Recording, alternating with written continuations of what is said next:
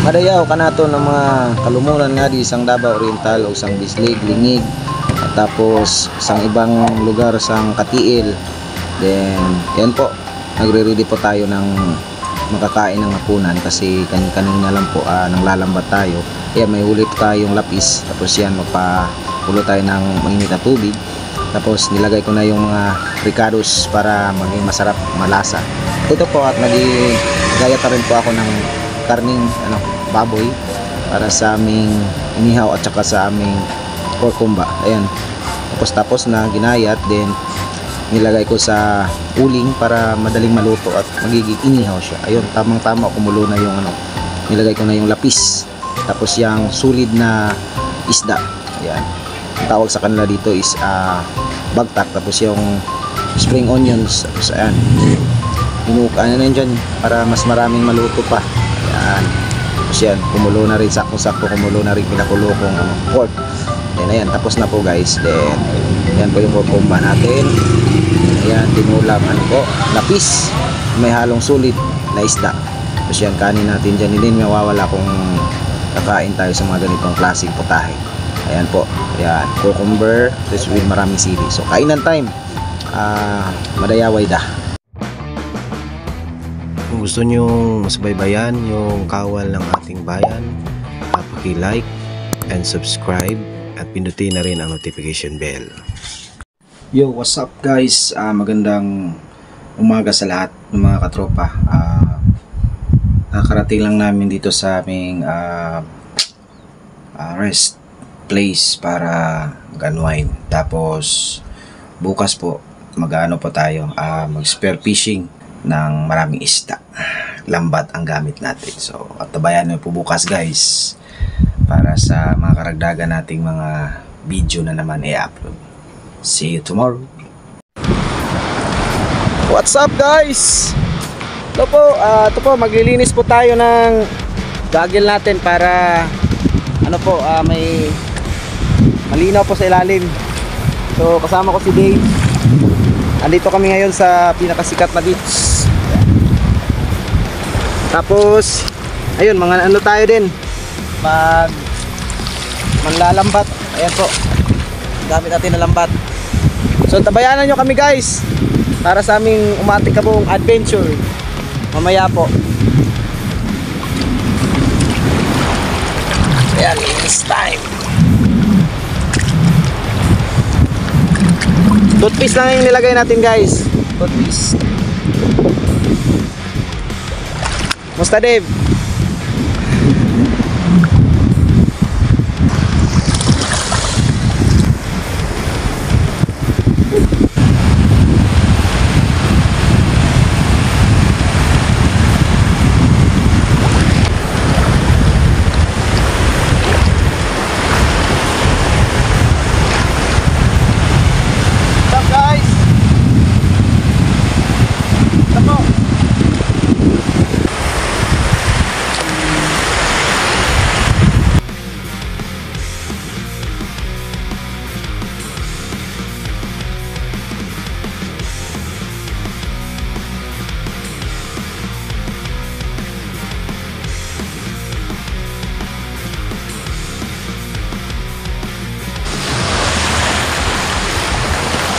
What's up guys?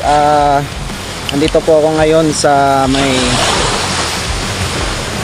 Villa, all the way from Villa Mabiga. So what's up sa mga tropa natin na mahilig sa mga ganitong content.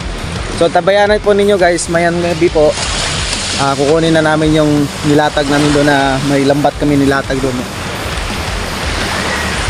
So hopefully yun, marami kaming huling mamaya kasi pangingilaw sa gabi yung namin ngayon. So ayun, paakyat na yung tubig. So that, wow, puti. So look at that. Bye bye guys.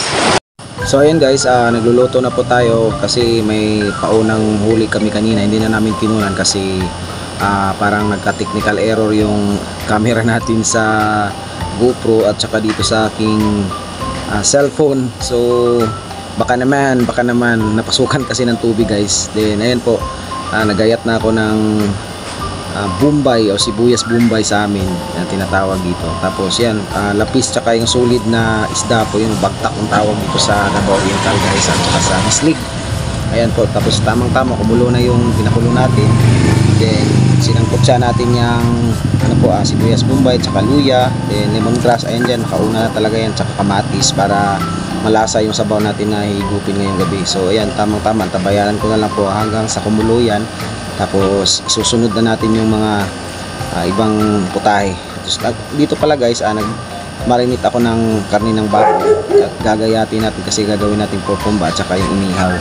Yung spare ribs niya gawin natin inihaw, tapos yung medyo taba-taba niya gawin natin porkomba kasi medyo matagal na ako hindi nakakain ng ganitong pagkain guys. So isinulit ko na lang yung vacation tsaka for the same time din po sa anibersaryo ng aking natanggap ko po yung Google AdSense ko po. Ayan po guys. So ayan, nilagay ko na po yung spare ribs para maging inihaw siya, tapos kasali na yung isang pork belly. Then tamang tama kumulo na po yung pinakulo natin, tapos nilagay ko na yung lapis na isda. Lapis po yung tawag dito niyan guys. Ayan po siya, lapis na parang may string yung niya, balat. Ayan po. Then ayun pa, nilagay ko pa rin yung isang putahe ng solid or bagtak yung tawag dito sa kanila sa bislig at saka sa Davao Oriental. Masarap yan isa guys sa inihaw. Tapos nakutsa ko pa rin yung isang solid, tapos yung salmonitis or timbungan, goatfish yung tawag sa kanila, yung karaniwang tinatawag dyan. Tapos yung po din pata naman din. Ayan po, ayun, isang pirasong lapis pa. Tinakpan ko na para mas madali siyang kumulo guys. Ayan. Gamit natin dyan guys, charcoal lang. Tapos ayun, tapos ko na, hindi ko na kinunan kung paano ko siya matapos na gayat yung gawin natin porkomba para mas exciting. Ayan, tapos kumulo na guys, nilagay ko na yung sibuyas, yung onion rings para may konting kulay, makulay ang buhay. Tsaka sabaw ng ating pinulang isda, lapis. Ayan po guys, nilagyan natin ng bitchin para mas malasa at umami talaga yan. Ayan, payo-payin. Tapos ayan na po guys. Then hanggang sa kumulo ng kumulo, then ayan, hindi ko na kinunan kung paano ko siya nilipat. Ayan, tamang tama, pinakulo ko na rin yung pork kumba at malambot na rin siya. Then ayan, maluluto na rin yung inihaw natin. So tapos na guys. Then preparation tayo. Ayan, yan ang pork kumba. Pinakita ko paano ko nilagay yung toyo. Basta nilagyan ko lang siya ng toyo. Gaya ng paglalagay niya sa akin ng pagmamahal na masarap at may sense at loyalty. Ayan po. So tapos na po tayo guys, kasi gutom na po yung niyo po. For the same time, vlogger pa, editor, tsaka videographer, tsaka din, basta alam niyo na kung tungkol sa akin guys. So kung hindi pa kayo nakapag-subscribe o bago lang kayo napadpad sa akin channel guys, please i-click naman po yung notification bell guys, at like, at pindutin na rin po yung bell button para updated kayo sa mga bago pang video ilalabas. So kumakain na kami guys, kasama ko yung kuya ko. Ayan po, si Kuya Fernand, tsaka yung anak niya si Divine, kasi matagal na kami hindi nakapag-banding nila guys. So kain-kain muna kami guys para mas magkaroon ng laman ng sikmura yung natin. Ayan po guys. So dito na po. So what's up guys? Time check po. Ito yan. Time check po is 1:05 ng madaling araw. So inumaga na kami ng kuha guys, kasi para mas makita namin yung maraming huli. So mamaya tabayanan nyo po doon kung anong nahuli.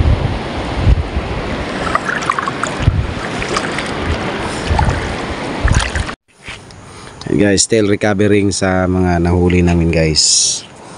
Yan. Yan ang tinatawag na stonefish. Good morning Dave, good morning. Yan. Mula pag-ahon guys. Ayan, kanina. So hanggang sa pag-recover, dito na namin i-recover guys para mas hindi kami mahirapan dun kung doon kami sa tubig. Tapos lumalakas yung alon, baka matagalan tayo. So mas mabuti na na natin, kukunin na lang. Ang isda yan po guys, yan po ang stonefish. Ayan siya. na trough.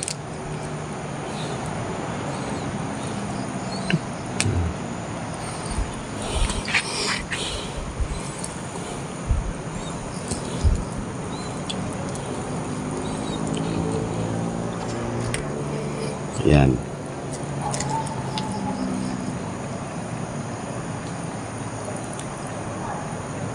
Yan, langgit yan. Careful ka dyan, Kuya Dave. Baka matipo ka dyan. Ako, sobra sakit yan.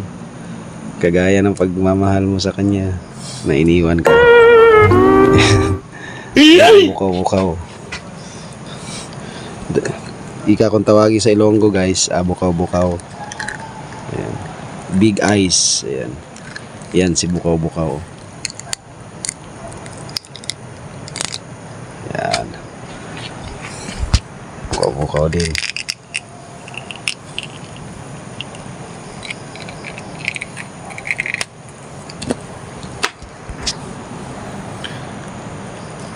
Bukaw-bukaw din.